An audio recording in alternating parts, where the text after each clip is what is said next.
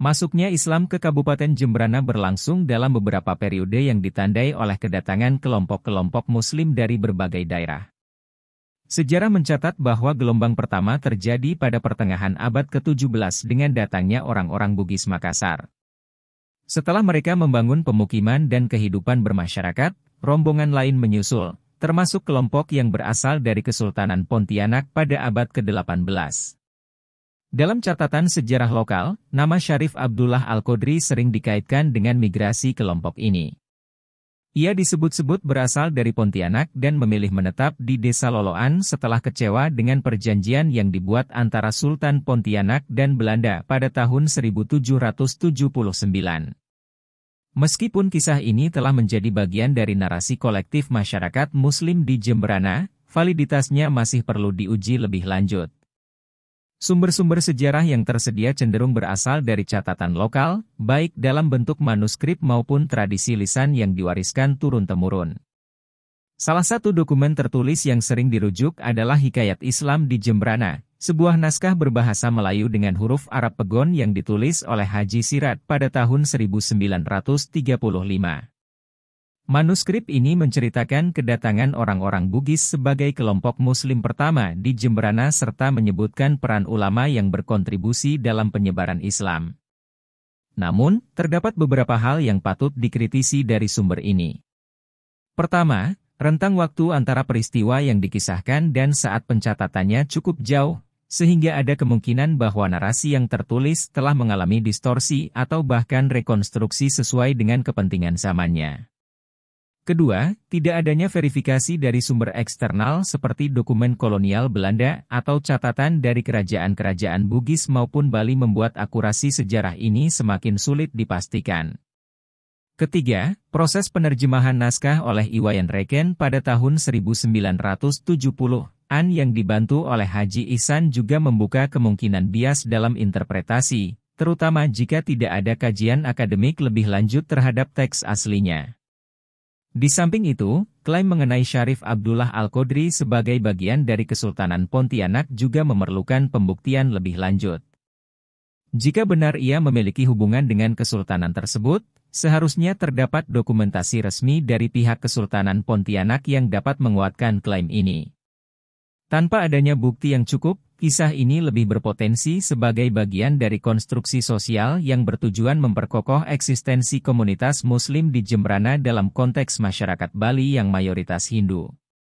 Dalam masyarakat yang hidup sebagai minoritas, narasi sejarah seringkali berfungsi bukan hanya sebagai rekaman masa lalu, tetapi juga sebagai alat legitimasi sosial.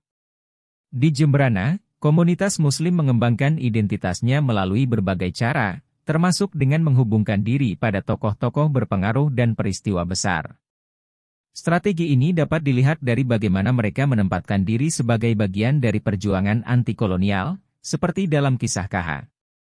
Moh Tahir atau Haji Hasan Ngelerok yang dikatakan ikut serta dalam perang Diponegoro sebelum akhirnya melarikan diri ke Jembrana.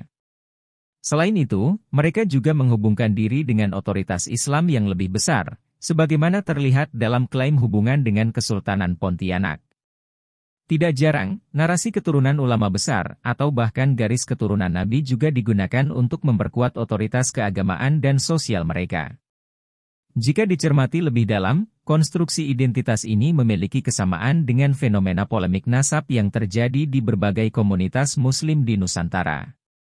Dalam banyak kasus, klaim keturunan Nabi Muhammad, Ahlul Bait, sering digunakan sebagai alat untuk memperoleh legitimasi sosial dan keagamaan. Dalam konteks Jembrana, hubungan dengan Kesultanan Pontianak berfungsi dengan cara yang serupa, yakni sebagai simbol otoritas yang memberikan legitimasi terhadap eksistensi komunitas Muslim di wilayah tersebut. Dari sini, beberapa pertanyaan muncul. Sejauh mana klaim ini dapat diverifikasi dengan bukti sejarah yang sahih? Apakah narasi yang berkembang benar-benar mencerminkan fakta sejarah, ataukah lebih merupakan strategi sosial yang disusun untuk menyesuaikan dengan kebutuhan zaman? Jika kisah ini lebih banyak dibentuk oleh konstruksi sosial, maka penting untuk melihat bagaimana narasi tersebut digunakan dalam dinamika sosial masyarakat Muslim di Jembrana. Dengan demikian, masuknya Islam ke Jembrana, termasuk peran Syarif Abdullah Al-Qodri, perlu dikaji ulang dengan pendekatan yang lebih kritis. Sebagian besar informasi yang tersedia berasal dari sumber-sumber yang baru ditulis jauh setelah peristiwa terjadi, sehingga rawan mengalami distorsi. Selain itu, kisah ini juga dapat dipahami sebagai bagian dari strategi komunitas Muslim dalam membangun identitas dan legitimasi mereka di tengah masyarakat Hindu Bali. Jika narasi ini digunakan sebagai alat integrasi sosial, maka ia dapat berfungsi untuk memperkuat solidaritas internal.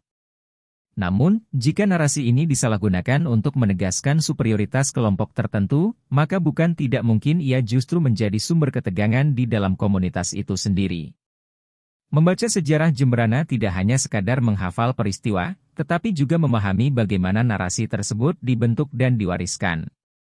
Sejarah harus dikaji dengan sikap skeptis agar dapat memilah antara fakta dan mitos serta memahami bagaimana ia berperan dalam membentuk dinamika sosial yang lebih luas.